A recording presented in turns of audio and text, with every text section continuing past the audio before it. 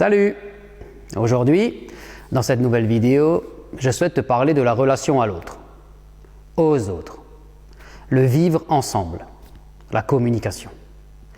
Beaucoup d'incompréhension, de conflits entre nous, simplement parce que l'on n'a pas conscience de certaines règles qui nous concernent tous. Je peux même dire, nous dirigent tous. Et donc finalement, nous lient tous.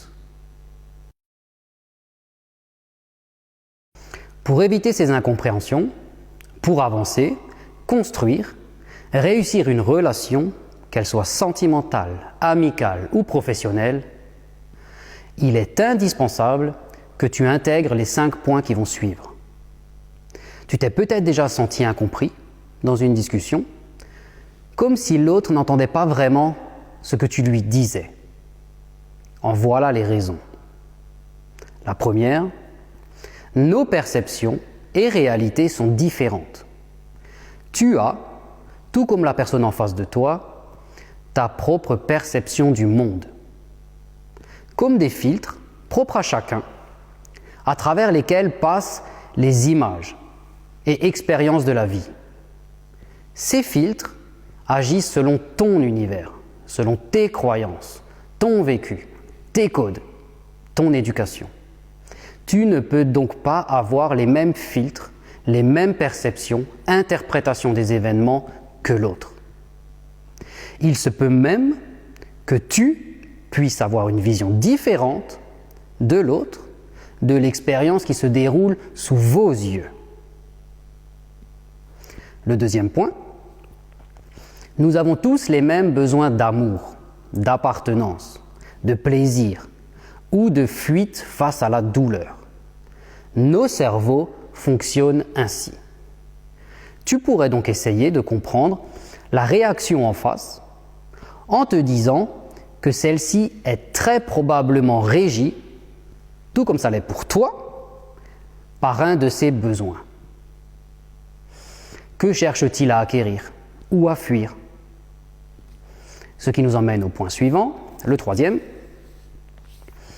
Il est important à conscientiser, à garder à l'esprit, car il nous lie tous. Nous faisons tous, à un moment donné, des choix qui vont dans notre sens. Tu fonctionnes ainsi, l'autre aussi. Quatrième point, tout le monde est innocent, ou se dit innocent. Peu importe ce qui a été dit ou fait. Ce n'est pas du déni, tu le fais, car tu estimes que le contexte le permet. L'intention est différente. Ce qui rejoint le 5e et dernier point, l'intention dans chaque fait est toujours positive, pour soi ou pour une autre personne. Donc essaie de ne pas juger l'autre, mais plutôt de te demander ou de lui demander quelle intention positive se cache derrière ces mots, ces actes. L'idée n'est bien évidemment pas de se soumettre, de tout accepter. L'idée est de se respecter, d'affirmer ses besoins, et cela en respectant l'autre, en respectant ses besoins, et en respectant sa façon de voir les choses. La relation, c'est un peu comme une danse. Chacun fait un pas. Il s'agit surtout de ne pas voir les choses comme gagner ou perdre. Il s'agit de créer un nous, un équilibre, où chacun se sent entendu et respecté. Et finalement, en fonctionnant ainsi, on crée une relation dans laquelle tout le monde est gagnant. Être en relation, c'est écouter, poser des questions, s'intéresser, essayer de comprendre l'autre et sa vision du monde, pour comprendre sa façon de voir les choses, sa façon d'être et sa façon d'agir. Chacun a son univers.